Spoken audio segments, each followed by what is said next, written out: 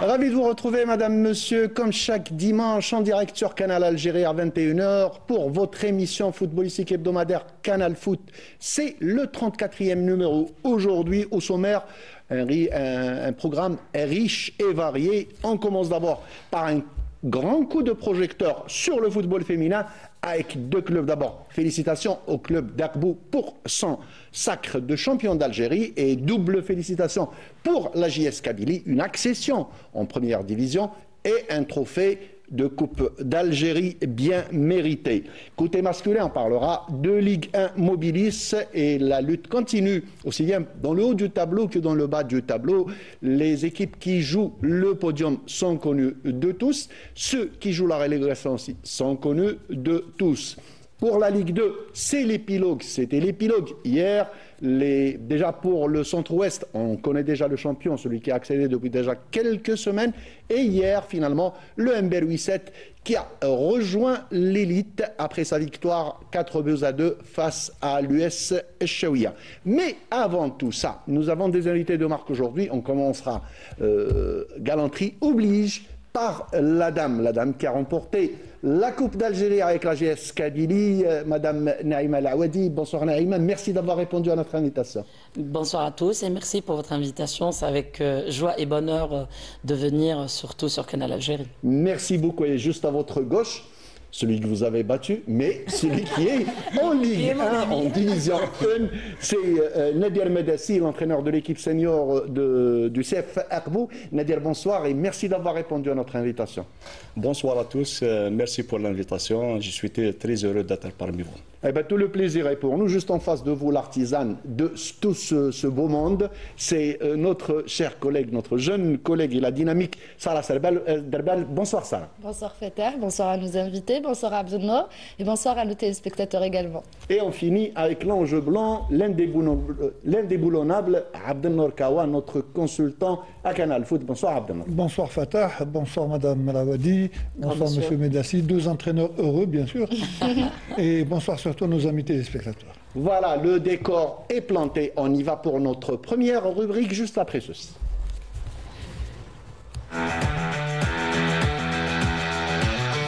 Vous la connaissez, c'est la 34e fois de la saison qu'on la présente. C'est les 3 points de Kawa, c'est les faits saillants qui ont attiré l'attention de notre consultant Abdelnour, c'est à vous. Je commencerai tout d'abord par le ministre des Sports et président de la Fédération, Walid Sadi, qui a assisté au congrès de la FIFA Ascension au Paraguay.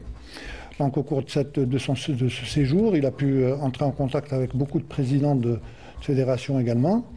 Et parmi eux, il a contacté le président de la fédération espagnole, avec lequel ils ont discuté d'éventuels projets concernant l'échange au niveau des jeunes et surtout du football féminin. Et ils ont parlé également d'un match éventuel Algérie-Espagne au cours de la saison, au cours de l'année 2026. Deuxième point, Abdelnour. Le deuxième point, voilà, c'est fait, vous en avez parlé dans votre sommaire. Finalement, c'est Louis-7 qui accède en Ligue Mobilis, en Ligue 1 Mobilis. Ça nous a tenu en haleine, Abdelnour. Bien sûr, il y a eu une course-poursuite entre le Harash et Louis-7. Finalement, quand on revoit un peu le parcours de Louis-7, il a été beaucoup plus régulier. C'est vrai qu'à un moment donné, le Harash était à 7 points quand même de Louis-7. Ils ont réussi à rejoindre Louis-7 et à un moment donné, ils étaient en tête du championnat. Malheureusement, le football est comme ça, mais Louis-7 mérite quand même cette accession. Très bien. Et le troisième point? Le troisième point, c'est la saison extraordinaire qu'est en train de faire Boulbina. On n'en parle pas beaucoup, mais c'est la révélation de cette saison. Hein. Il est avec 18 buts, 9 passes décisives, donc c'est pas rien. Et c'est un joueur, on l'a eu déjà comme invité il y a quelques mois de cela. Et il avait ambitionné d'aller, Manchester City. De faire une carrière exemplaire. Je crois qu'il est parti pour. S'il continue comme ça, tout le mal qu'on peut lui souhaiter, c'est de se retrouver dans un grand club européen. Et croyez-moi, Abdenour, il atteindra son objectif parce que c'est un garçon qui a la tête sur les épaules, il sait où il va, il a beaucoup de volonté. Ben, c'est ce qu'on lui souhaite. Je vais me lancer tout de suite avec nos invités et d'ailleurs tendre la perche à Madame Lawadi. Naïma, il a parlé du président de la fédération, Monsieur le ministre, qui a rencontré beaucoup de présidents de fédérations au congrès d'Ascension. Et Abdenour l'a dit avec le président de la fédération espagnole où le football féminin est très développé. Ils ont parlé de partenariat. Ben, tout d'abord, c'est une très très bonne chose et c'est une très bonne nouvelle pour le football féminin et pour le football masculin et le sport en Algérie. Donc ça, c'est une très très belle chose. Et surtout que maintenant, le football féminin est devenu professionnel dans le monde. Et rien qu'en Coupe du Monde, aux Jeux Olympiques ou même à la Champions League, on voit des 30 000, des 50 000 spectateurs rien que pour le football féminin. Et quand on voit le championnat anglais ou français, écoutez, il y a beaucoup de public. Donc c'est une très très bonne chose. Et Inch'Allah, on aura plus de moyens, plus de considération, plus de clubs et surtout plus de pépites. La formation, parce que le football féminin, il n'y a pas de joueuses de football de qualité malheureusement. Donc il est temps aussi de penser aux petites catégories et faire de la formation, sachant que la fédération elle va organiser un plateau des U13, c'est une très très bonne chose, à Oran le mois de juin. Donc, Inch'Allah, dans le futur, ils vont penser un peu plus, ils vont donner un peu plus de moyens financiers pour le développement du football féminin. Et même question, Nadir, vous qui êtes déjà dans la formation depuis quelques années, c'est une très bonne chose pour vous. Ça, là, tu peux intervenir parce que tu maîtrises le football féminin mieux que moi. Je n'ai pas honte de le dire. Hein. C'est vrai que c'est très intéressant de pouvoir bénéficier des expériences, surtout de certains pays développés. L'Espagne en est un. Effectivement, la première des choses, il faut savoir que le football féminin, on doit axer beaucoup plus. La première des choses, c'est la formation des encadreurs, des entraîneurs, parce qu'on n'a pas vraiment des entraîneurs spécialisés dans le football féminin, c'est des entraîneurs qui travaillent avec les garçons. Je pense qu'on doit d'abord axer notre travail sur la formation des entraîneurs, parce que c'est la base pour faire un vrai projet de formation des jeunes qui peuvent aller jusqu'en équipe nationale. Nadir a parlé de formation, a parlé surtout de formation d'entraîneur-coach. Donc vous êtes là, vous êtes une femme qui entraîne d'autres femmes. Et on dit souvent que c'est très difficile d'entraîner des femmes parce que c'est difficile de gérer le mental et surtout le côté sentimental de la femme qui est un peu plus difficile avec les garçons. Les garçons, ils négligent un peu le côté sentimental contrairement aux femmes aujourd'hui. Est-ce que vous le confirmez? Certainement. Moi, c'est pas formation des entraîneurs pour entraîner les femmes. Ils sont déjà formés. Le football, c'est le même. Masculin ou féminin, c'est la même chose. Il faut donner l'envie et il faut qu'ils aiment le football féminin, entraîner les femmes. S'intéresser au football féminin. C'est vrai que c'est pas la même chose. C'est pas la même chose parce que l'approche de l'homme à une femme, c'est très compliqué. Par contre, on oublie toujours l'aspect mental parce que la jeune fille, à la base, elle est trop sensible, elle est trop...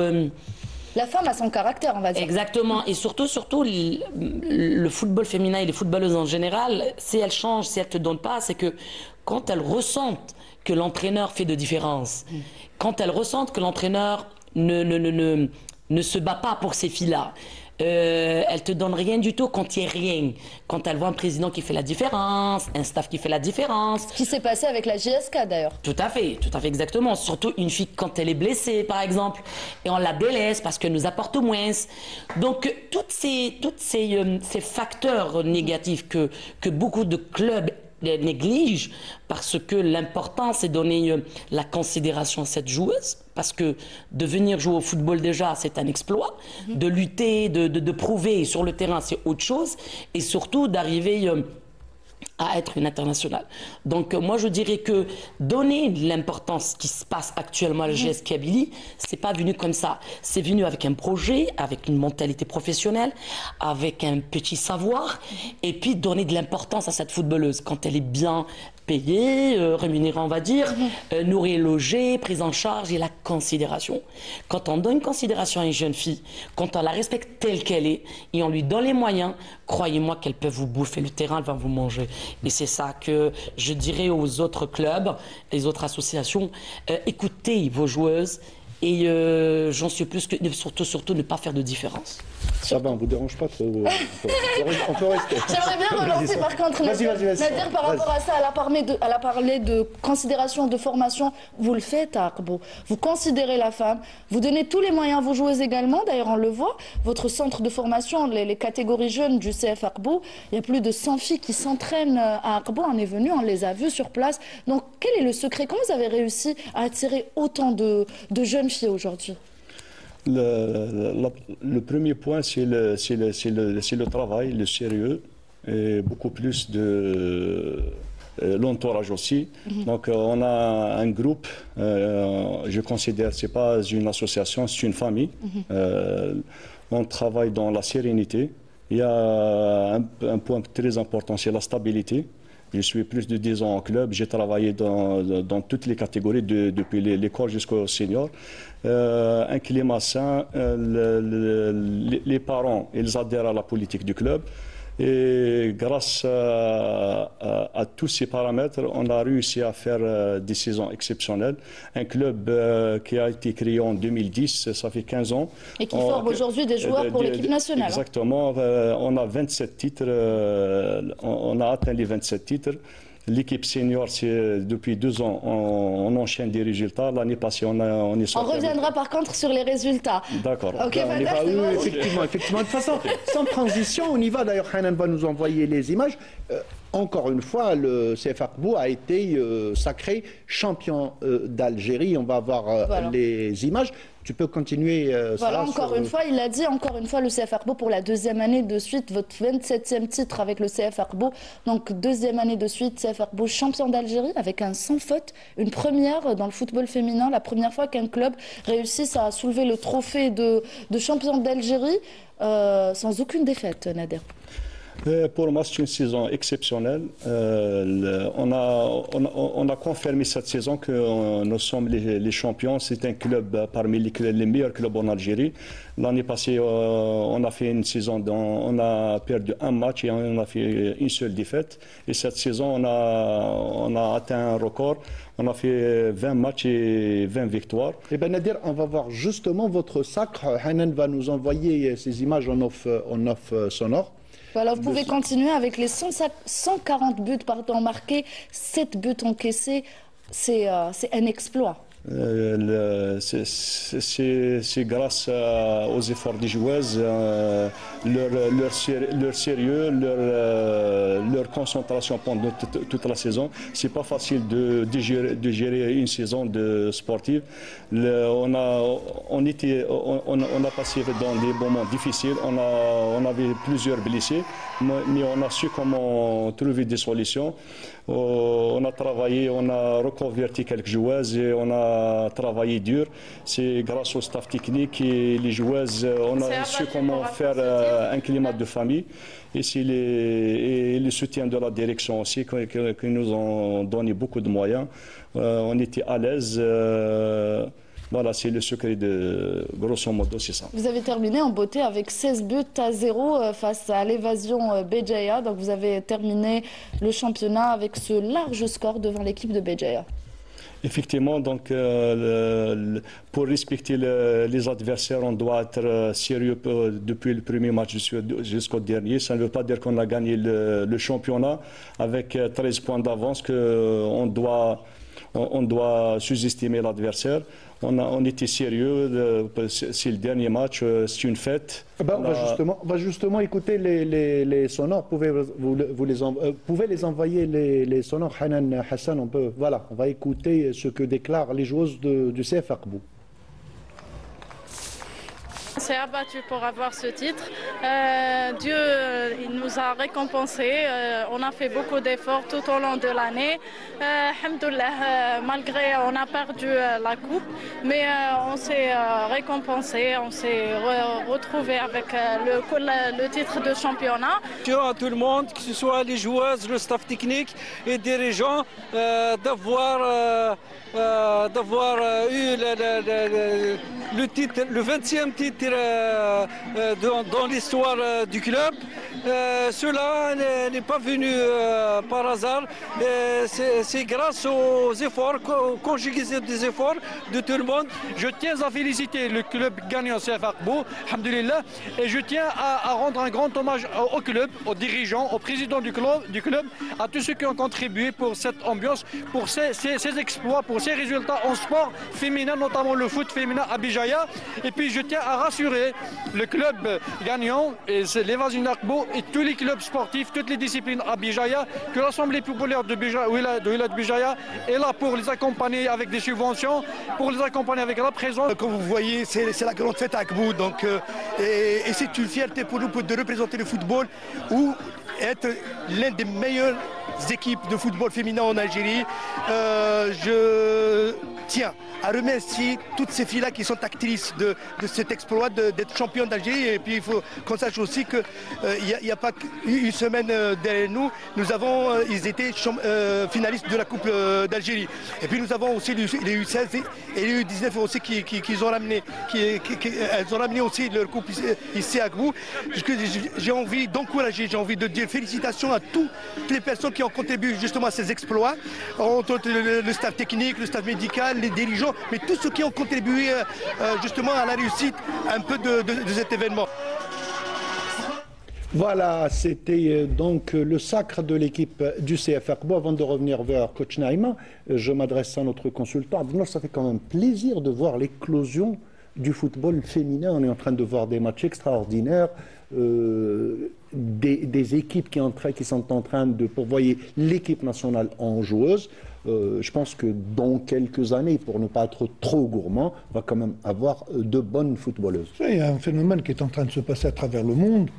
Le football féminin est en train de prendre un essor considérable. Donc quand Madame Lawadi l'a dit tout à l'heure, quand on voit des finales de Coupe du Monde, des finales de Coupe d'Europe du football féminin, il y a autant de spectateurs que pour les hommes. Hein. Donc, mais moi, je pense qu'en Algérie, on est encore loin. Hein. Bon, c'est vrai que Akbou est en train de dominer totalement le championnat, que ce soit au niveau des jeunes ou au niveau des seniors. Mais je crois qu'on est encore un peu loin parce que le football féminin n'est pas encore autant développé que l'on voudrait. Ça veut dire quoi? Ça veut dire quand Sarah a donné des statistiques, 100 et quelques buts. 140 buts. Ça veut dire soit vous êtes trop fort, soit en face... En tout cas, ils auront de la concurrence la saison prochaine. La GSK qui a accédé en première division. Il faudrait qu'il y ait quand même un équilibre et que tous les clubs qui sont au niveau du football féminin puissent travailler. C'est vrai, une fille à gérer est tout à fait différente par rapport à un garçon. Donc, c'est complètement différent. Tout à fait. Tout le monde le dit. J'ai eu l'occasion, quand j'étais à l'époque à Sidi Moussa, de voir quelques stages féminins. C'est vraiment difficile. Hein. Maintenant, effectivement, M. Madassi a parlé de formateurs. C'est exactement le même problème qu'on rencontre dans le football masculin. On n'a pas des formateurs spécialisés concernant les jeunes filles, des différentes catégories d'âge. C'est exactement le même processus que pour les garçons. Donc quand on parle de formation, il y a maintenant des diplômes qui sont mis en place pour les différentes catégories. Vous savez, quand je parle des hommes, mais pour les femmes, ça doit être la même chose. Donc quand on a un diplôme pour entraîner les U15, on ne peut pas entraîner les U17. Parce que quand on passe des U15 à U17, c'est tout un processus qu'il faut d'abord s'adapter un peu à 15-17 ans, on est en pleine croissance, donc il y a une prise en charge tout à fait différente. Donc il est temps aujourd'hui, que ce soit pour les masculins ou pour les féminins, d'avoir des formateurs. Voilà, je m'adresse justement à Naïma. Salah m'a tendu la perche tout à l'heure. C'est quoi ces scores fleuves, Naïma?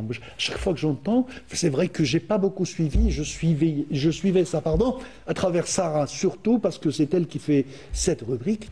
Qu'est-ce qui a fait la GSK 25-0, 18-0, 19-0? Dites-moi, est-ce que c'est votre équipe, et franchement, hein, est-ce que c'est votre équipe qui est trop forte ou il n'y a pas de résistance en face? C'est notre équipe qui est très forte, de 1, et de 2. Notre réponse m'aurait étonné de toute façon. Voilà. Et l'équipe en face, malheureusement, elle manque de moyens. D'accord. Manque de moyens, manque de joueuses, manque d'entraînement, manque de tout, quoi, en fait. Il y a des petites jeunes, elles ont des qualités, mais ça se voit qu'elles ne s'entraînent pas. Donc, une joueuse qui joue et elle ne s'entraîne pas, elle ne peut pas vous donner à 100%. C'est vrai que nous, on a tout, Dieu merci. On remercie la GSK et bien sûr la direction de Mobilis. Mais il y a beaucoup de personnes qui ont dit qu'ils gagnent 25, 15, 19, machin. Ça a faussé le calcul d'Akbo, la finale. Il y en a beaucoup qui n'ont pas cru en nous. Ils disent... Expliquez-moi, pardonnez-moi. Non, mais ça passera pas comme ça. Attends, ça passera pas comme ça. Ça a faussé les calculs d'Akbo. J'ai la chance. On a la chance d'avoir Nadia. Ça, il faut m'aider sur ça. D'avoir les deux.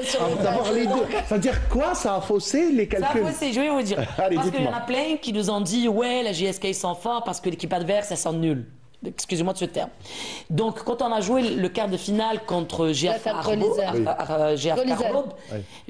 le quart, c'est la troisième meilleure équipe d'Algérie. Ouais, et c'est un club très connu en football féminin, c'est une référence. On les a battus en pénalty. Donc là, ils ont dit, Zahar, coup de chance. Ah, on a un match à une demi-finale contre l'équipe Coréas, qui est à Fardori-Lizen, le deuxième club le mieux titré en Algérie. Tout à fait. C'est Alger Centre et Lizen. Donc j'ai dit, oh là là, avec une bonne machin au stade, la chance qu'on a, c'est de jouer chez nous. C'était le match le plus difficile pour moi. C'était pas la finale, c'était la demi-finale. C'est des filles Coréas, elles ont un football, c'est pas comme... Et de l'expérience aussi. C'est ça, surtout l'expérience. Et surtout les gabarits qu'elles ont. Et donc là, tiens, elles ont battu à Fardori-Lizen. Mais bon, pour eux, elles ont battu Lizen, donc non, c'est pas une référence, on va les battre en finale. Mais sachant que quand on gagne, on arrive en finale, Monsieur Kawa. Vous pouvez répondre à la bien sûr. Préparer très très bien cette équipe, parce qu'on va jouer la meilleure équipe. La meilleure équipe depuis 2 ans qui domine le championnat féminin. L'année dernière, elles ont eu les triplés. Chez les jeunes, c'est les meilleurs. Donc, c'est le meilleur club football féminin. Donc, pour moi, ça me donne un peu plus d'envie et de professionnalisme pour gérer cette finale. Et donc, de préparer beaucoup plus le côté mental de mes joueuses. Vous voyez? Donc, pour eux, je pense que... Il va nous dire pour comment il a préparé.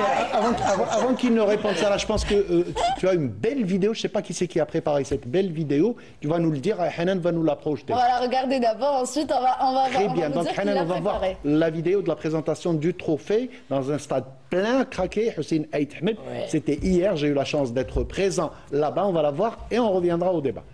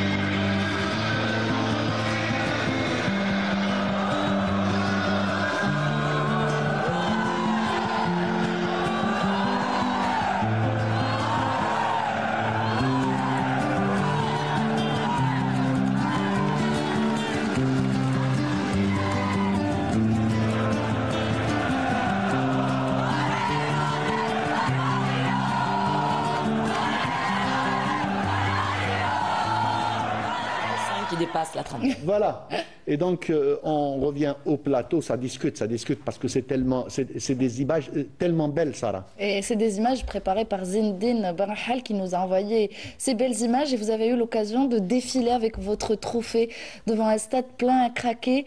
C'était comment? On a vu ces belles filles, surtout il faut dire qu'elles sont très très belles aussi. Les footballeuses d'aujourd'hui, elles sont belles, elles sont très belles avec leurs cheveux longs, bien maquillées. Donc ça fait plaisir de voir des femmes pareilles soulever un trophée de Coupe d'Algérie, battre le CF Akbo en finale, la meilleure équipe en Algérie. Donc c'était comment? Ben écoutez, pour moi, c'est une fierté en fait. Hein. Sincèrement, je dirais peut-être qu'au stade à Tizi Ouzou et surtout de vous appeler la GSK, le géant. C'est la GSK, c'est autre chose. Parce qu'en fait, il y avait 50 000 spectateurs. Bon, c'était le début, donc il y avait 30 000 à peu près. Et nos filles étaient tellement... il y a une certaine complicité, les joueuses et les supporters kabyles. D'ailleurs, elles chantent tout le temps, elles chantent avec les supporters. Et je tiens à le remercier parce que franchement, c'est un truc ça va rester gravé dans ma mémoire parce que c'est la première fois en Algérie, déjà de une. Et de deux, quand je vois Hakim Dan, il me dit Naïma, fais-toi plaisir et les filles, laissez-les. Donc, et surtout, la confiance de la direction.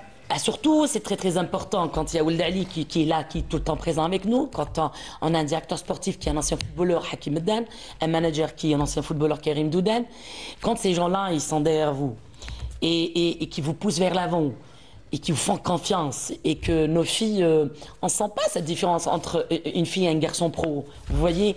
Donc c'est ça qui est... c'est les mêmes tenues, les mêmes équipements, les mêmes... Tout, le stage, la préparation, considération... croyez-moi que ce match-là, cette finale, elle restera gravée parce qu'on est rentré dans l'histoire et ces filles-là, elles sont tellement données à fond pour cette finale et sans no stress. Par contre, no stress, on est venu très très calme. On était dans le même hôtel. Hein. Exactement. Et elles avaient peur. Hein. On va lui donner sa chance. Il va répondre. Juste un instant. Non, mais de toute façon, j'allais y venir. Parce que quand tu disais, c'est la GSK et tout, j'allais te dire, le Tchalo Mouloudia juste en face. Ensuite, je me suis tué. Mais je laisse l'occasion à Nadir de se défendre. Elle dit... Le CF Arboun ne s'attendait pas à ça. Est-ce que vous lui répondez? Non, tu sais, les matchs de coupe, tu ne peux pas dire que je vais gagner d'avance. On a fait des déclarations bien avant le match, on a dit que c'est 50-50. Ça ne veut pas dire que nous sommes les champions et on va jouer avec une équipe de deuxième division, que c'est gagné d'avance. Au contraire, on a bien préparé l'équipe. Mais tu sais, les matchs de coupe, ça joue sur des détails. C'était un match serré.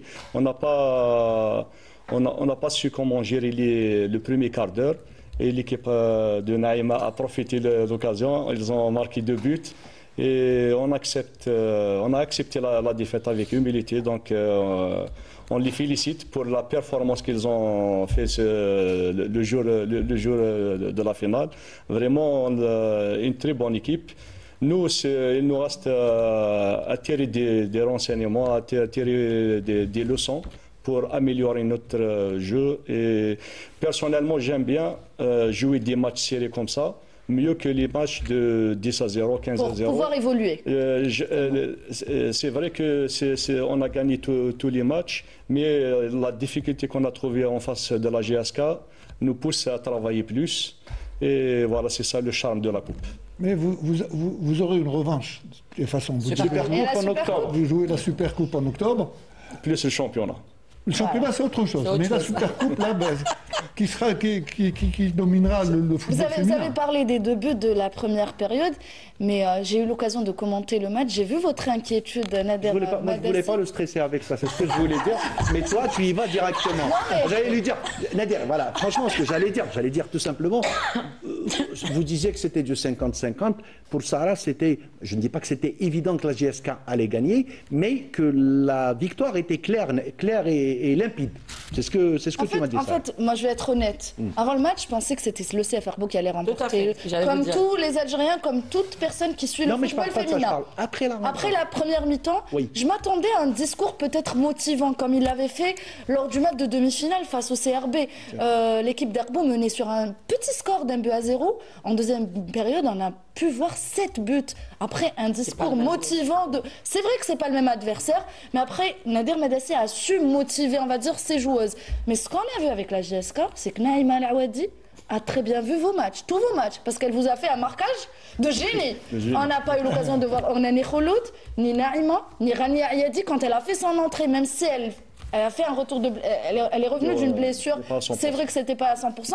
Et même la meilleure buteuse, Alouesh, qu'elle connaît très très bien, 30 buts, c'est la meilleure joueuse. D'ailleurs, elle a été élue meilleure joueuse de l'année l'an dernier, cette année buteuse d'Arbo. Mais il y a eu le bon marquage, la bonne lecture de jeu du coach adverse, on va dire. Effectivement, c'est vrai. D'ailleurs, en première mi-temps, on n'a pas reconnu notre équipe. Tout le monde est KO, on n'a rien compris au début. Toutes les filles étaient Paralysé. Inhibé. D'ailleurs, même le but a été inscrit par c'était une défenseur qui a inscrit, c'était Baran Seril. C'était un CSC. Non, elle joue en défense pour le CF Arbo. C'était pas les attaquantes, alors qu'il a les meilleures attaquantes en Algérie. Mais elles n'ont pas pu inscrire de but. Donc, grosso modo, Naïma leur a fait un guet-apens. Elle a fait un guet-apens. Non, mais franchement, Nadir, on remet pas. Vous savez, même l'équipe masculine d'Arbo, on a dit beaucoup de bonnes choses. Arbo est connu pour la formation, la stabilité. Bon, sauf en fin de saison, on aura quelque chose à dire pour ça. Mais c'est vrai que Naïma s'y est mise cette saison, elle a mis le paquet, comme elle a dit, il y avait tous les moyens possibles et imaginables, et le résultat est là. Je sens la confiance dans ses paroles, dans son discours. Alors j'imagine un peu ce qu'elle dit à ses filles, n'est-ce pas Naïma? Certainement non. Vous savez, notre jeu, je préfère jouer Akbou 10 millions de fois que de jouer l'équipe de Afak de Ridizan. Quand tu connais, c'est du bing-bang, c'est du jeu direct. D'accord, on ne peut pas construire, sachant qu'elles ont du gabarit. C'est Afak Akbou, elle pose le ballon. Ok, c'est comme nous. Maintenant, quand je connais une par une quasiment, je connais les points forts, les points faibles, ben le coach... Facile à gérer. Absolument. Ben écoutez, surtout quand mes filles, elles m'écoutent. Parce que des fois, vous donnez des consignes et la fille tellement avec le membre, avec la télévision, le direct, machin. Et bien, croyez-moi que c'était non stress. Par contre, c'était non stress, malgré qu'il n'y a pas de téléphone. Hein. Nos stress des joueuses. Des joueuses, je ne parle pas du match, rien. Je parle de vous, parce que moi j'ai vu certaines scènes avec les gendarmes courantes. Moi j'ai vu une Naïma agitée. Vous savez quand c'était la deuxième mi-temps? Oui, non, mais j'ai vu, j'ai suivi. Parce qu'en fait, quand on a marqué 2 buts, on aurait pu marquer 4. Tu sais ce qu'elle a dit, Sarah, durant ses actions? Ouais. Naïma qui ne tient plus sur place. Exactement. Et comme je sais que l'équipe adverse... J'ai bien suivi le match. Oui, tu rigoles. Comme je savais que l'équipe adverse, le CFA, c'est une très très bonne équipe, elle peut revenir. 2-0, c'est rien. Ouais. Il reste 45 minutes. Donc j'avais peur de mes joueuses. Un relâchement. J'ai dit, tenez-vous 15 minutes. Après, on va gérer étape minute par minute, on va la gérer à notre façon.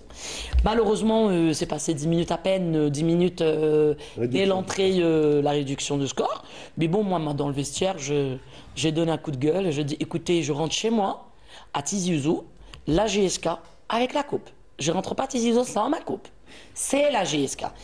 Et puis, trouver des mots qu'il faut pour que ces filles-là... les booster, les motiver. Certainement. Et moi, je ne booste pas la dernière minute. Moi, je booste déjà, ça fait avant la finale. Oui. Donc, mes filles, elles ont compris que c'est notre match et on doit gagner cette coupe. C'était à nous.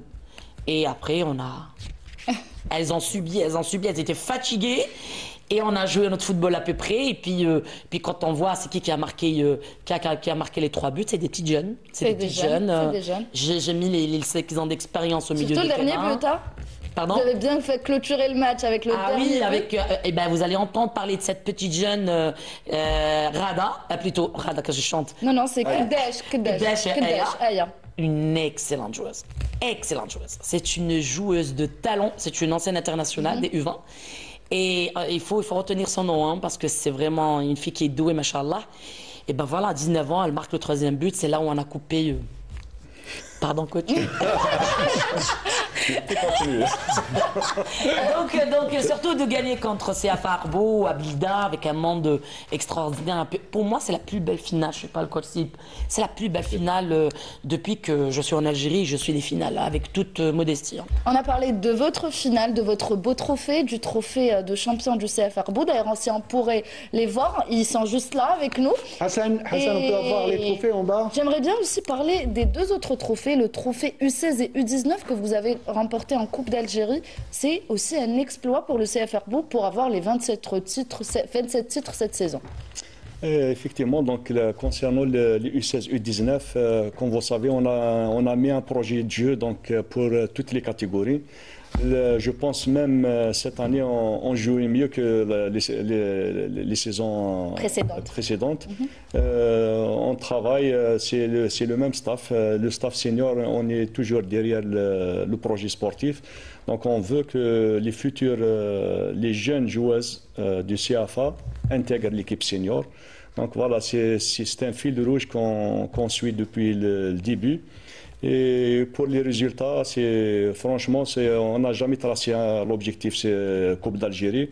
On veut former le maximum de joueuses pour l'équipe première. Et voilà, donc quand on voit les deux finales, la première finale du U16 3-0 face au FC Bijaya et la deuxième finale du U19 5-0 face au FCB. À la même équipe. Donc ça donne espoir pour que notre formation elle est sur la bonne voie et pourquoi pas l'avenir proche.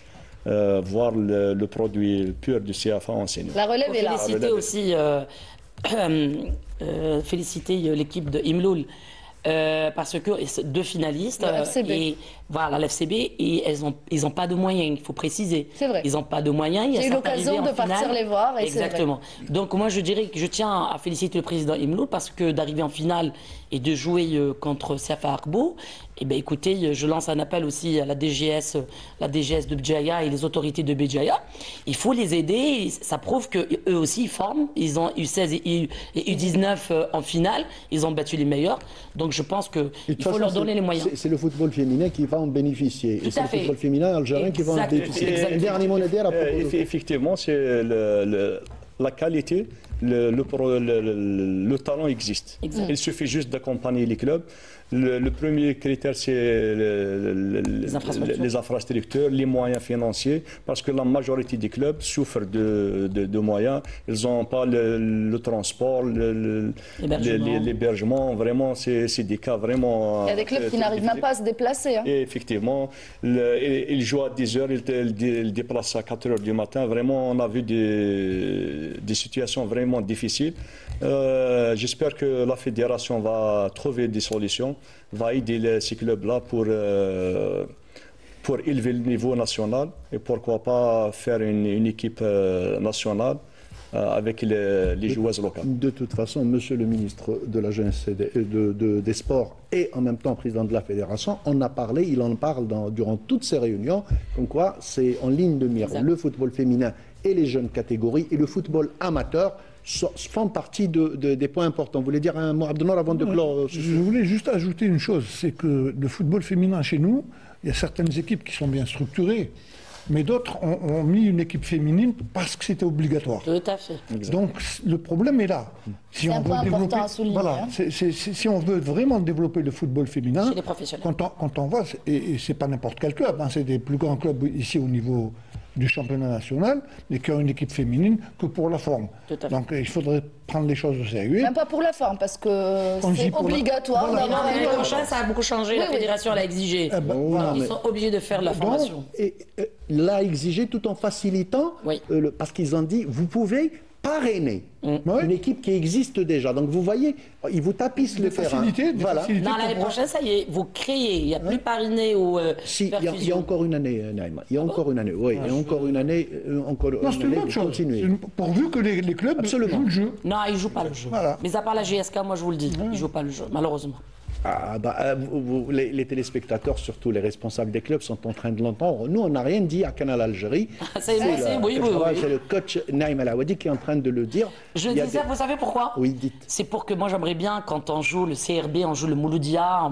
Le Mouloudia, on les a battus aller-retour presque 30 buts, pour vous dire. Le CRB, un petit peu. Donc moi, j'aimerais bien que ces clubs professionnels. La GSK, c'est un exemple. Ok. À chaque fois, Ngolo, il faut regarder ailleurs. Non, mais regarde pas ailleurs, regarde à côté de toi. C'est quand on ramène des bonnes personnes, on met les moyens et donner de considération. Ben écoutez, ils peuvent faire ça, le CRB, CASTIF, le Mouloudia, etc. Tous ces clubs professionnels. Non, mais quand on sait en plus que nous avons certaines filles qui vont à l'étranger pour renforcer des clubs, on se pose la question. Alors, Abdelnour, il faut qu'on ferme ce sujet-là. On va passer à notre deuxième rubrique juste après ça.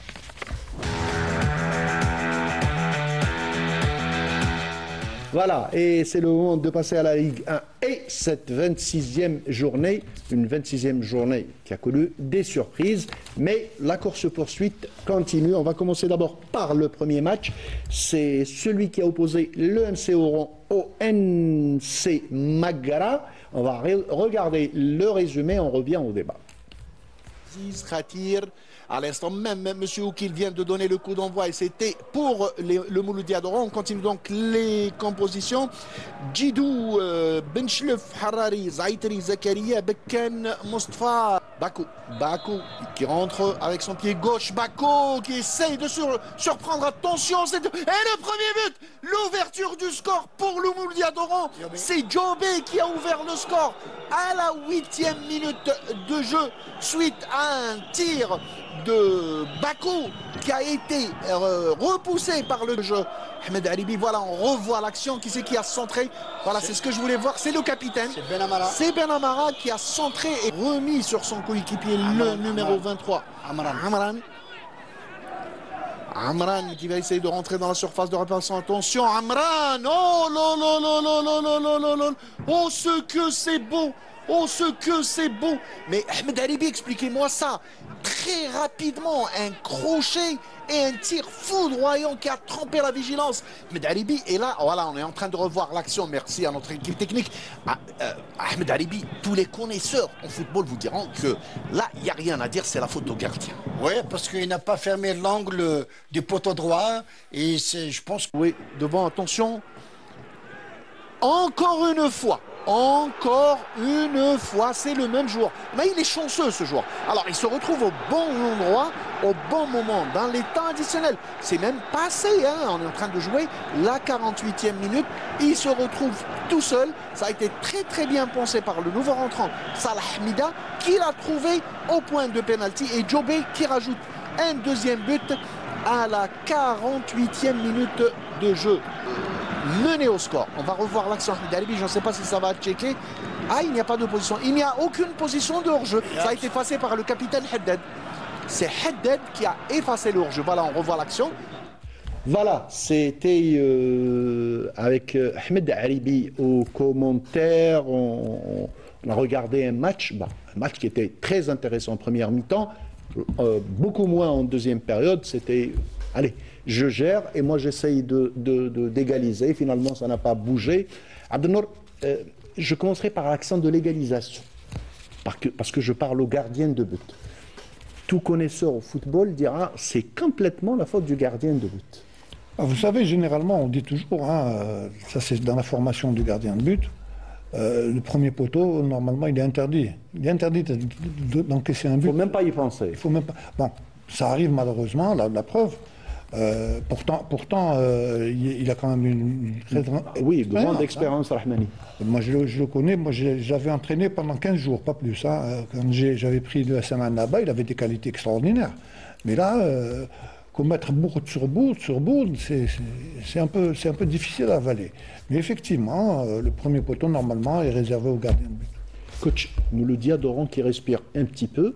Le NC Magra qui est en train de faire en dents de scie. Je réussis à domicile et je cale à l'extérieur.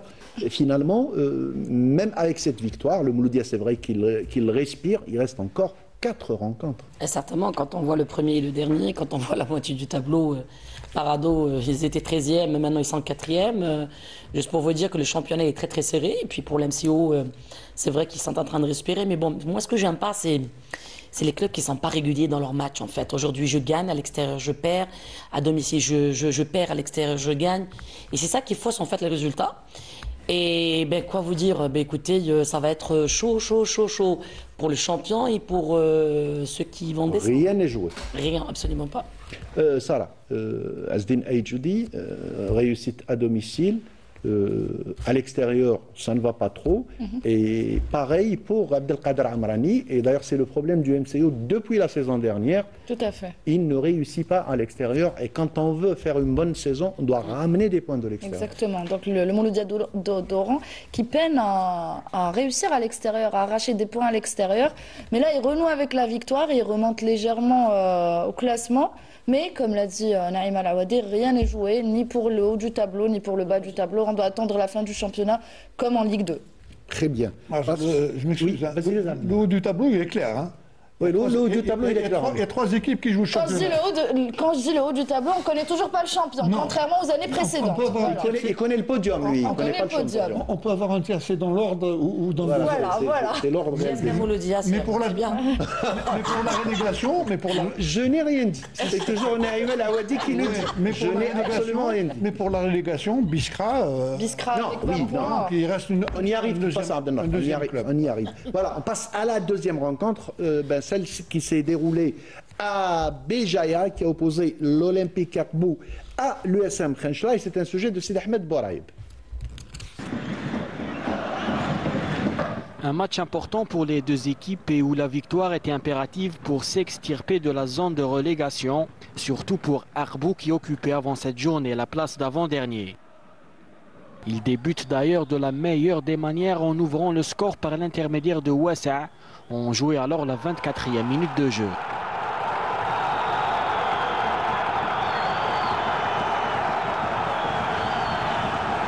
Akbou accentue la pression et arrive à créer le danger, notamment sur les balles arrêtées. L'USMK se contente de procéder par des contres. En deuxième période, Rarbi maladroit rate une occasion en or.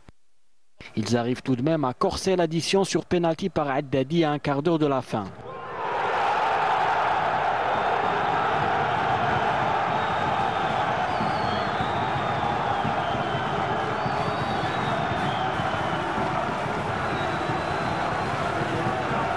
N'ayant plus rien à perdre, les visiteurs se ruent en attaque et arrivent à réduire la marque par Djaouchi. Le score restera inchangé jusqu'au coup de sifflet final. Victoire importante pour Akbou qui empoche 3 précieux points dans la course au maintien. L'Olympique Akbou Abdelnour qui gagne, c'est vrai que c'est 3 précieux points, mais ce n'est pas encore ça. Akbou est toujours à la 12e place. Bien sûr, quand on revoit un peu, si on fait le bilan de l'équipe d'Akbou, ils sont en train un peu quelque part de payer un peu les conséquences de la gestion du club. Vous savez, quand on accède, tout à l'heure, avant l'émission, j'étais en train de discuter avec notre ami, et on s'est dit, la qualité d'Akbou à l'époque, c'était la stabilité. Or, cette année, je crois qu'ils ont 5 entraîneurs. Mais c'est le record absolu. Si on compte Mounir qui est resté une semaine, donc ça fait à peu près 5 entraîneurs. Donc, comment voulez-vous qu'il y ait une stabilité comme ça? Il y avait Bouakaz en début de saison, il avait fait quand même un bon parcours, et c'est à la suite d'une défaite qu'il a été débarqué en cours de route. Donc maintenant, Akbou était prometteuse en début de saison. Moi, je me rappelle du fameux match qu'ils avaient joué, c'était le premier match contre la JSK à l'époque, où il y avait Abdelhak Ben Chikha qui avait dit qu'il faut compter avec cette équipe. On l'a vu par la suite c'était vrai. Un très bon début de saison. Voilà, un très bon début de saison, et puis après, ça a été chaotique. Maintenant, est-ce qu'ils ont les ressources? Je pense qu'ils ont quand même les ressources pour pouvoir éviter la relégation. Puisque tout à l'heure, on est en train de parler de relégation, il y a déjà un club qui est relégué, pour moi. Il reste encore... Il en reste un parmi 5 ou 6 qui sont... Voilà. Il reste encore 2 carrosses à prendre. Voilà. Donc ça va être très très difficile également. Voilà, Akbou qui renoue avec la victoire Nader Medassi, mais qui n'arrive pas à s'éloigner de cette zone rouge. Ils sont à 28 points, Magra est à 27 points, 15e au classement, donc ils ne s'éloignent pas trop et il y a toujours ce risque. Effectivement, comme vous savez, c'est la fin de saison, c'est pas facile de gérer la pression des derniers matchs. C'est la première année en première division. Et vraiment, je pense s'ils arrivent à gérer cette période, surtout la pression, on ressent une certaine pression pendant le match. Et je pense que le coach Yassine Ouzani, il est bien placé. Il sait qu'il a apporté sa touche et on est confiant qu'il peut relever le défi. Donc vous croyez au maintien? Bien sûr. Alors. C'est votre avis, coach? Parce que je vous poserai la question pour l'Olympique Akbou, mais aussi pour le SM Khenchela. Les dernières saisons, Khenchela jouait le trouble fait. Ils sont même arrivés à se classer 5e, 6e durant les 2 dernières saisons. Cette saison, non, ça ne marche pas. Abdelnour l'a dit. Alors, c'est juste une statistique, Naïma, vous allez être choqués. Il y a eu 26 limogeages. Ouais. On est à la 26e journée. C'est une sur moyenne, 16 clubs. Hein. Sur 16 clubs, on est à une moyenne d'un limogeage par journée. Comment vous voulez que notre championnat soit stable? Comment voulez-vous que le club ait des résultats? C'est pas possible. La stabilité, elle commence par là. Et une mauvaise gestion aussi. Et aussi la folie des grandeurs aussi. Quand on commence bien, ça y est, on s'imagine, on est champion. Au bout de 10 journées, ça y est, on est champion. Non, non, non, non. Le championnat est tellement trop long. Il faut une stratégie, il faut un travail de tout temps, une administration staff. C'est pas facile. Maintenant, j'ai vu le match Akbou contre Khenchela. C'était un match très difficile. Hein. C'était très très difficile, mais c'est un bouffée d'oxygène. Le président l'a si bien dit. Il a dit que CFA ne descendra pas en Ligue 2. Donc je pense qu'il est derrière l'équipe, il est en train Olympique de... C'est plutôt l'OA. Voilà, je confonds à chaque fois les filles, exactement. Et Inch'Allah, vous serez... Ils vont vous prendre l'année prochaine. Eh bien, écoutez, il a assez bien dit qu'ils ne vont pas descendre, donc certainement qu'il est en train de travailler, il est en train de pousser ses joueurs à se donner à fond, parce qu'il ne reste pas beaucoup de matchs, et puis il y a 5 clubs qui sont... Presque, dans le doute. Exactement dans le doute. Moi, à travers tout ça, j'avais remarqué une déclaration du président de Magra, qui a été d'une simplicité et d'une clarté extraordinaire. Il a dit, si nous avons les capacités de pouvoir nous maintenir en D1, tant mieux, sinon on rétrograde, et à nous de travailler pour... Non, mais Ben Nasser, de toute façon, il a maintenant beaucoup d'expérience. Oui, il a compris qu'il faut des moyens, et il faut surtout travailler pour rester. Maintenant, surtout une stratégie, comme l'a dit. Il accepte le fait qu'il soit relégué. On ne dit pas que le NCN... Qu'ils sont en difficulté en Ligue 1. Tout à fait. Très rapidement, on passe au 3e match. Et c'est celui qui a opposé l'AJS Kabylie à l'AJS Saoura hier à Tizi Ouzou. C'est un résumé de Riyad Belkhadim.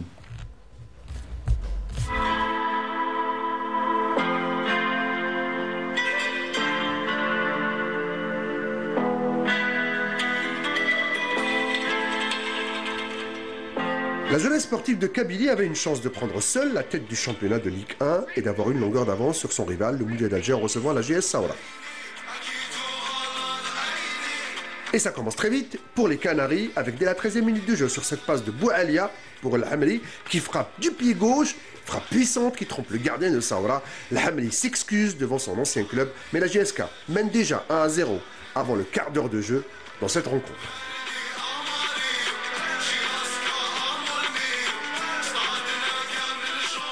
La jeunesse sportive de Saoura ne va pas douter longtemps. Avant même la mi-temps, 8 minutes avant la pause, c'est Souibah qui va aller battre le gardien Hadid après que Madani s'était largement troué sur cette action.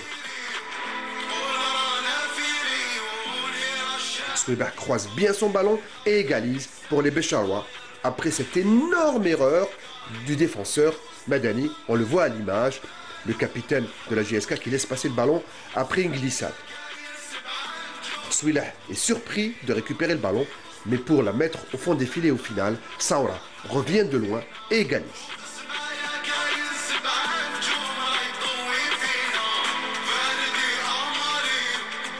On pensait que la JSK allait revenir en seconde période, mais c'est la JS Saoura qui va créer la stupeur dans les gradins du stade Hussein Ait Ahmed. Avec cette magnifique passe de Souilah pour Alaoui, Al-Hamri a contré et trompé son gardien Hadid. Saoura marque le 2e but et passe devant la JSK. 2-1 face aux sudistes de Saoura. La JSK cale alors qu'elle pensait prendre seule la tête du classement. Elle regardera ses adversaires, le Mouloudia et le CRB, prendre peut-être le wagon de tête à 5 journées de la fin de la saison. Voilà, c'était une défaite inattendue pour ceux qui suivent le championnat.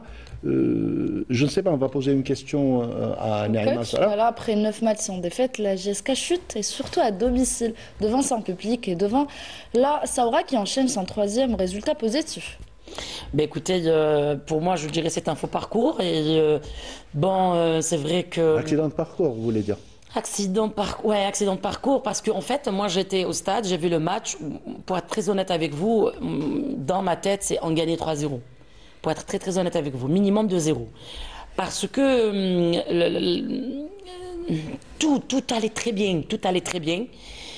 Maintenant, après, vous savez, dans un match, il y a des fautes qu'on peut commettre, et puis des buts comme ça venus, je ne sais pas comment, un tacle qui ne devrait pas faire un tacle, deuxième but. Donc, moi, je dirais que dommage, parce que c'était un match de champion en fait, parce que si on avait gagné ce match-là, c'est un match de 6 points, on aurait pu, mais bon, qu'est-ce que vous voulez, c'est comme ça, c'est pas venu. Et moi, je reviens sur Madani, c'est vrai qu'il y a beaucoup de personnes qui en disent du mal sur lui.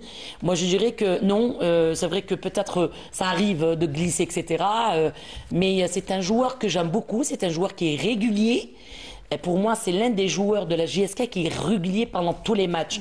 Maintenant, il a commis une faute, ça peut arriver de glisser. C'est vrai que après, il faut savoir choisir des crampons aussi. Hein. Mais c'est rien du tout. Moi, je dirais que je peux pas en vouloir à un joueur clé de la GSK la seule fois qu'il n'est pas dans son match. Erreur. Exactement. Moi, je dirais que c'est pas fini. Il faut y aller de l'avant. Et pourquoi pas ramener, on est au podium, mais pourquoi pas, l'essentiel, on jouera une des coupes.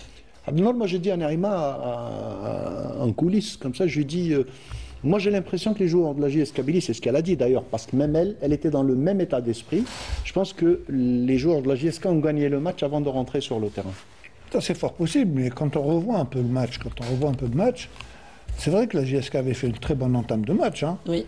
Mais quand on revoit un peu le dispositif qu'avait mis en place Djalit, c'est un dispositif qui a complètement faussé le jeu de la JSK. Il avait fait un pressing très haut, et à chaque fois, le porteur du ballon était gêné. Il y avait toujours 1 ou 2 joueurs qui étaient près du porteur du ballon. Donc ça a un peu gêné le jeu qu'on avait vu, qu'on voyait de la JSK depuis quelques matchs. Mais vous savez, quand on veut avoir... ce qu'on dit la graine de champion, c'est des matchs qu'il ne faut pas rater, quelle que soit la nature. Hein. Quand on joue à domicile et qu'on espère avoir un... Bon, c'était pas... Il faudrait revenir un peu aux déclarations de l'entraîneur de la JSK. Hein. Moi, je reviens un peu sur ça. Il a quand même les pieds sur terre. Il a dit c'est déjà pas mal qu'on soit déjà à ce niveau-là, mais il y a des équipes qui sont plus favoris, en parlant du Mouloudé et du CRB. Mais ce n'est pas encore réglé également. Hein. Tout à fait. Comme l'a dit Naïma tout à l'heure, on a le tiercé dans le désordre. Oui. Ça y est, elle a trouvé l'ordre. Hein. Juste avant cette journée, Naïma, vous avez un petit sobriquet sur les réseaux sociaux. Oui. Depuis la Coupe, c'est Naïma Bauer ou Lawadim Bauer. Bah oui, je reprends, c'est... Naïm Bauer. Voilà, ça fait quand même plaisir, Naïma. C'est-à-dire être... on vous compare quand même à un grand monsieur du football. Mais écoutez, déjà de 1, c'est un Allemand, donc moi je fais pas carrière en Allemagne. Mon premier club professionnel c'était à Francfort. Et secondo, écoutez, Monsieur Kawa connaît, les Allemands sont stricts, sont carrés, je l'ai dit, moi, quand il est arrivé, le professionnalisme, hein. et puis il nous encourage tout le temps, Monsieur Bauer, Zimbauer plutôt, donc... écoutez, moi je suis comme ça depuis avant l'arrivée de Zimbauer. Naïma, quand elle était, ça a été toujours son caractère. Je suis quelqu'un qui est très strict, très carré.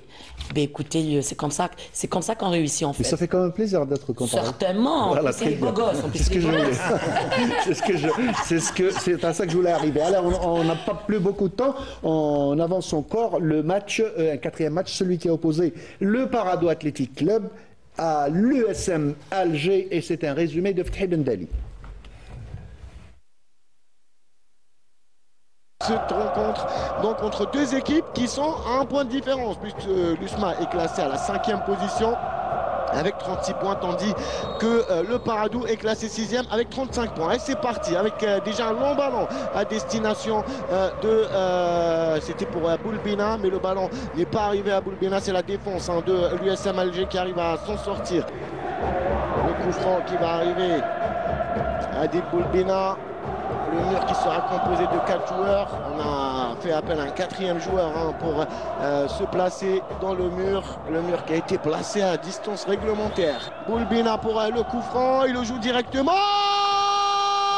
Quel superbe but de Adil Boulbina dès le début de la rencontre. Il prend à défaut Benbout, Boulbina spécialiste des coups francs. La pipi du Parado Athletic Club, c'est clair qu'on revoit le but, mais erreur, erreur tout de même. Quelle erreur de Benbout. C'est vrai que c'est un ballon difficile, on le voit, puisqu'il arrive très vite. Le corner pour Boulbina, c'est joué au premier poteau. 2-0 en faveur du Parado Athletic Club après 18 minutes de jeu. Quel coup de massue sur la tête des joueurs de l'USMA après le premier but signé Boulbina dès les premières minutes de la rencontre. C'est Salem de la tête sur une passe D de Boulbina, on le voit sur ce corner au premier poteau. Il est laissé seul quand même. Il a toute la latitude et la tranquillité pour décroiser sa tête et la mettre vers le petit filet opposé du gardien Benbout. Contre. On revoit l'action qui attend la décision. Voilà, il va aller regarder monsieur Rorbal. Difficile d'être arbitre. Quelle décision vous aurez pris, vous les téléspectateurs? Pas facile de prendre la décision. D'ailleurs, c'est pour ça que l'on va appeler monsieur Rorbal. Voilà, qu'est-ce qu'il va siffler monsieur Rorbal? Penalty. Penalty pour l'USMA. Il considère que la faute a été commise sur Ali Moussa. Et ça pourrait nous donner une fin de match de folie ici au stade Nelson Mandela de Baraki. Il doit bouger un peu plus. Racha face à Farrahi. Est-ce qu'il va remettre ses coéquipiers dans le sens de la marche? Racha, c'est dedans. 2-1. Racha qui réduit l'écart à 10 minutes de la fin du temps réglementaire. Ça va nous donner 10 minutes de folie. En tout cas, c'est tout ce qu'on espère pour le spectacle, pour vous, les téléspectateurs, et pour les supporters qui ont repris des couleurs.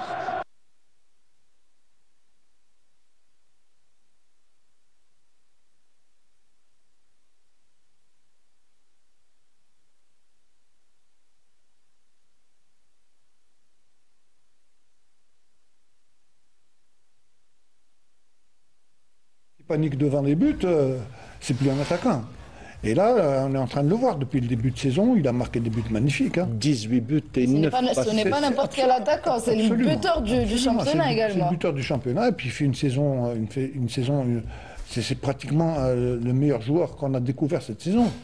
Et là, il met le feu. C'est tous les agents de joueurs et tous les managers qui sont derrière. Et je vous assure, parce que je connais le garçon personnellement, d'une simplicité, d'un calme olympien.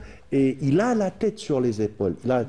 Alors, je vous dis, ça c'est peut-être un scoop, aucun championnat ne lui fait peur. Aucun championnat. Il y en a qui partent avec l'idée de tel championnat, je ne peux pas y aller, je préfère zapper ce championnat. Vous connaissez les jeunes catégories, Nadir.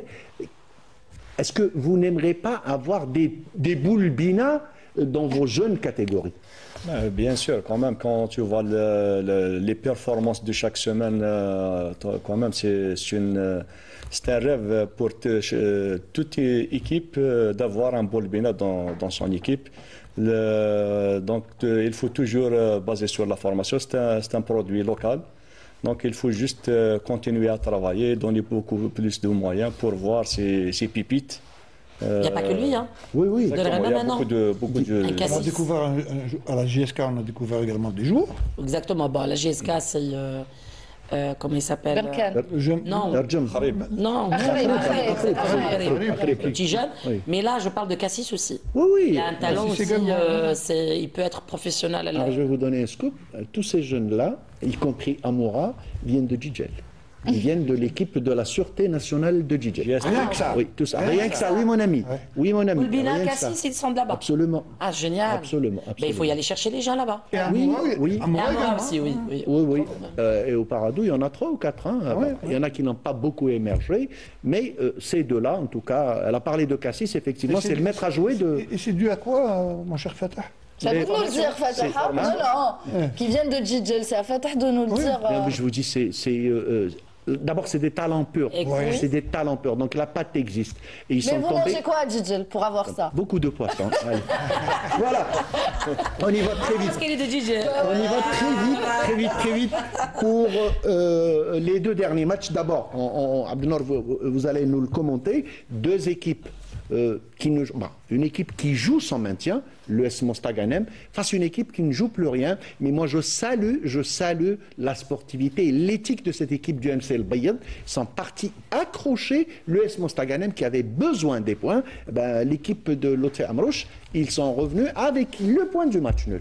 On a vu 2 équipes de El Bayad. Hein. Une équipe en début de saison qui n'arrivait pas à tenir le rythme du jeu parce qu'ils étaient pratiquement relégables en début de saison. Et puis depuis la venue de Amrouche, il fait un grand travail. Il a fait un très bon travail et il a damé le pion pratiquement à tous les grands clubs. Hein. En gardant c'est très simple. Il a battu le CRB, il a coincé le Mouloudia, il a battu le CSA dans tous les ténors. Et là, un match comme celui-là, il a chuté face à la GS.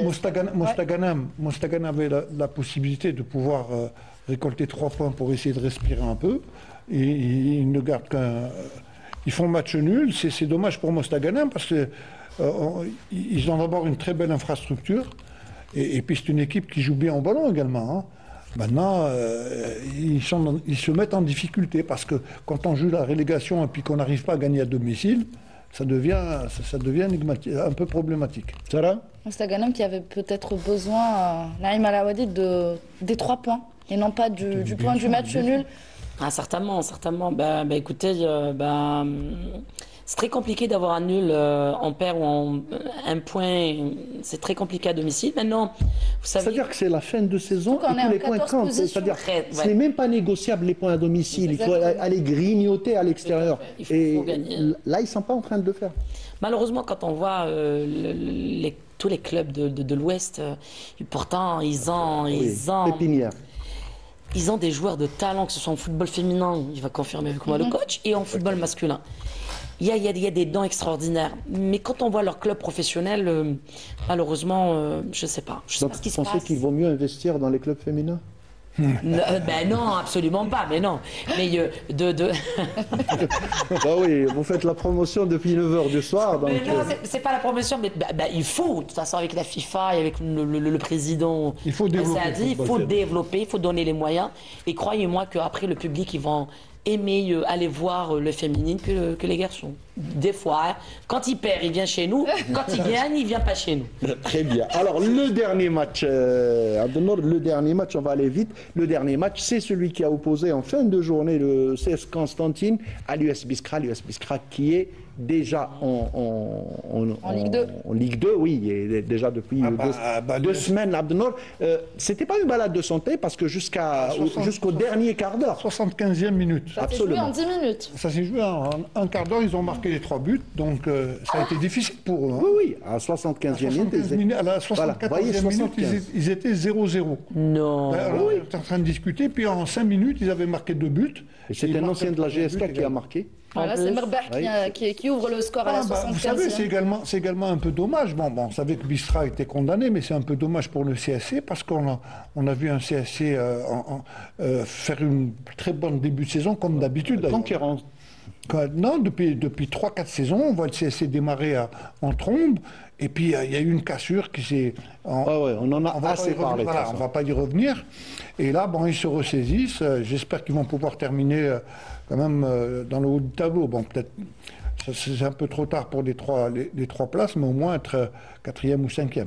Naïma, le CS Constantine, alors, vous ne gardez pas un bon souvenir du match JS Kabylie. Voilà, je sais. Et c'était un match XXL du CS Constantine. Tout à fait, exactement. Bon, le CSC, ils ont commencé bien, ils développaient un bon football, ils n'ont pas perdu, ils étaient bien. Après, ça commençait à chuter un petit peu. Mais bon, quand je vois là, Biskra perd au bout de 10 minutes de la fin. Un quart d'heure. Un quart d'heure, c'est monstre, c'est horrible. Et je ne veux pas être le coach, hein. Sincèrement. Le coach a démissionné. Dans le 27e. Le 26e, c'était justement 26e. le 26e. Oui. Oh là là là. C'était le 26e. Voilà. Nadir, je m'adresse à vous aussi. C'est dommage, l'US Biskra qui a résisté quelques années en Ligue 1. Malheureusement, les années se suivent et se ressemblent. Cette année, ça n'a pas raté. Effectivement, c'est pas facile. Je pense qu'ils ont passé avec une période difficile. Vu le résultat, on a vu le dernier match, ils étaient quand même résistés jusqu'à la 75e minute. Après, ils étaient... Ils sont démotivés complètement. Exactement, c'est pas facile de maintenir la dynamique pendant le match complet. Voilà, c'est dommage. Une équipe comme Biskra descend en deuxième division. On lui souhaite de retravailler, de revenir, exactement. En première division, Inch'Allah. Très rapidement, Hanan, on va aller vers les tableaux des résultats et des classements, sachant qu'il y a encore 2 matchs demain. L'ASO qui reçoit le Shabab Riyadi de Belouizdad à 17h et le Mouloudia d'Alger qui reçoit au 5 juillet l'entente de Sétif. Donc le tableau des classements, des résultats et des classements provisoires.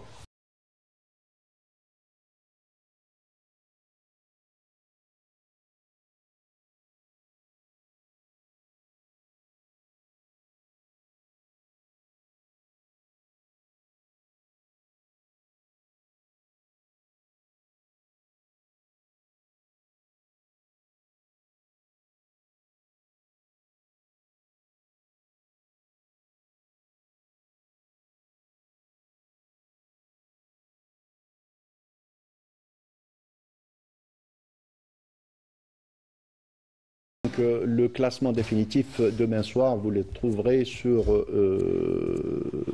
dans nos prochaines éditions. On parlera du classement définitif après cette 26e journée. On passe maintenant à notre dernière rubrique juste après ça.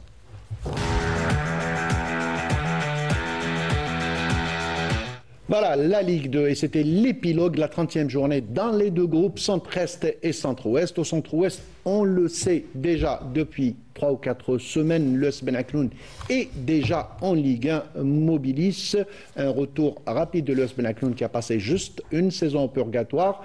Mais hier, c'était le MB Louis VII qui a composté son ticket pour la Ligue 1. D'ailleurs, le président de la République, M. Abdelmajid Tebboune, qui a tenu à féliciter, voilà, c'est les 2 tweets, qui a félicité aussi bien le MB Louis VII, Mustaqbal Baladir Louis VII, et que l'US Ben Aknoun pour leur accession méritée. Il les a félicités. Donc bravo à l'US Ben Aknoun et bravo au MB Louis VII. On va voir le sujet que nous a préparé notre ami Ramzi Mhamdi. On revient au débat. Le rideau est tombé ce week-end en Ligue 2 amateur. Ainsi, il n'y avait pas de suspense dans le groupe Centre-Ouest depuis plusieurs journées où l'ES Ben Aknoun, qui avait dominé son groupe, fait son retour en Ligue 1 après avoir été relégué la saison passée. En bas de tableau, le SCAF Mismiliana, Wesley et le CR Michelia descendent d'un palier et joueront en interrégion la saison prochaine. En revanche, dans le groupe Centre-Est, le suspense fut total jusqu'à cette 30e et dernière journée où le MB Louis VII et l'USM Al-Harraj ont joué des coudes jusqu'au bout. En effet, Louis VII n'a pas tremblé et gardé le cap en terminant par une victoire écrasante face à l'US Chaouia sur le score de 4-2, réussissant une montée historique au Ligue 1 en terminant avec 71 points. L'USMH, quant à elle, a battu lors de cette 30e journée l'Iber Misselchna 3-1, peut nourrir de regrets en terminant second avec un seul point de retard sur le MBR, mais a démontré qu'elle sera l'équipe à battre la saison prochaine et visera sans nul doute un retour parmi les leaders. Dans le bas de tableau, 3 clubs quittent la Ligue 2 amateur. Il s'agit de l'US Souf, l'Olympique Magran et l'IRB Ouargla. Enfin, le CRB Adrar, le Wat Lemsen, le Mobbejaïa, le CR Zawiya, le NRB Beni Oulban et le CR Benitour accèdent en Ligue 2 amateur.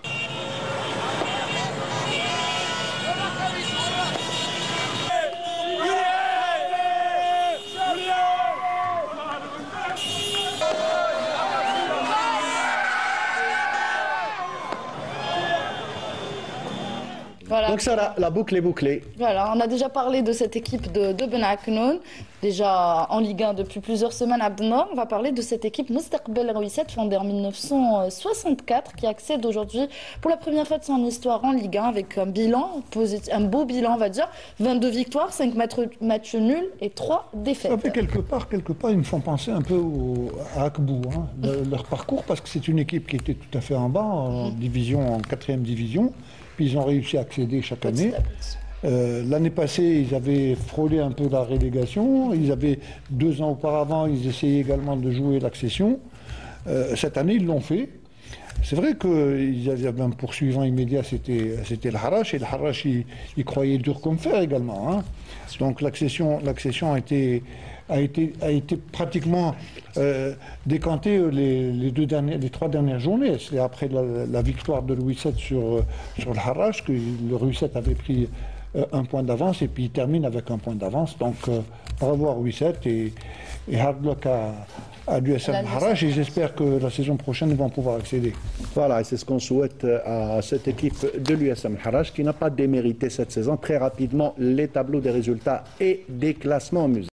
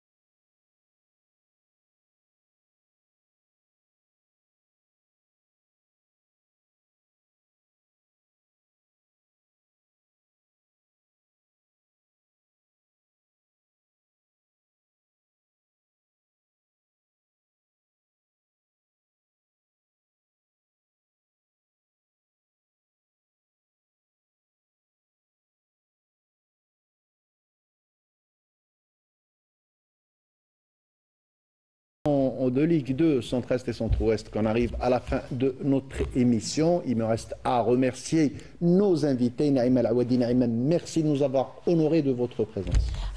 Merci beaucoup, merci à vous, merci à Canal Algérie et merci à Sarah qui parle du football féminin, une émission sur Canal. Waouh! Ça va, vous a pas trop gêné Absolument pas, franchement, vous êtes adorables, tous les deux, vous êtes adorables, vous êtes là aux petits soins, football féminin.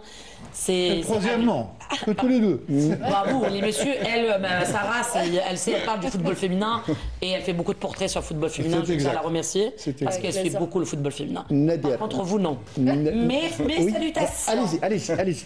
Les joueurs de Bouzguen, franchement, j'étais à Bouzguen tout à l'heure, vous êtes d'accord avec moi? Oui. Franchement, un accueil extraordinaire, je vous aime, je vous oublierai jamais. Merci beaucoup à Samien de Paris pour votre invitation. Merci. Et on salue les habitants de Bouzguen qui ont invité l'équipe de la GSL, qui ont invité Naïma Nadir. Donc, merci pour l'invitation. Donc, je voulais dédier ces trophées pour ma famille d'abord. Et ma petite famille, ma femme et mes 2 enfants. Je voulais souhaiter un joyeux anniversaire à mon fils. Joyeux anniversaire. 2 enfants, Inès et Yasten. Donc voilà, et merci pour une dernière fois pour votre... C'est nous qui vous remercions de nous avoir honorés. Merci Sarah, toujours aussi active, toujours aussi... Fatah, je tiens à féliciter encore une fois le CF Arbo pour ces trophées, les 3 trophées. Bravo pour ce que vous faites. Bravo aussi Naïma El-Awadi pour ce que vous faites pour le football féminin. Et ce que j'espère voir plus de filles jouer au foot. Très bien, très bien. Laissez-nous juste une petite place, vous accompagner sur les plateaux, c'est tout ce qu'on demande. Merci Abdelnour d'avoir été avec nous comme tous les dimanches. Merci à vous, madame, monsieur, de nous avoir suivis. On vous donne rendez-vous même jour, même chaîne et même heure, toujours sur Canal Algérie. Restez branchés. Bonne fin de soirée.